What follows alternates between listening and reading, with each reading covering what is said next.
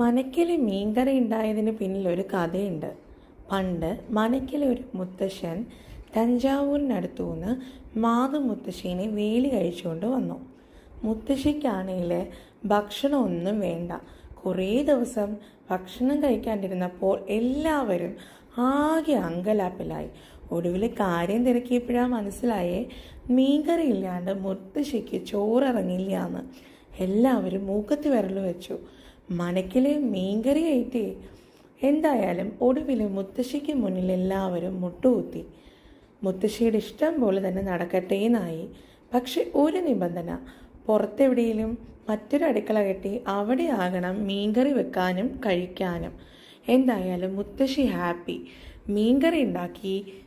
മുത്തശ്ശി മീൻകറിയും കൂട്ടി ഊണും കഴിച്ചു. പിന്നീട് ഈ മീൻകറിയുടെ മണം അറിഞ്ഞിട്ടേ മനക്കിലുള്ള പലരും പാത്തും പതുങ്ങിയും മീൻകറി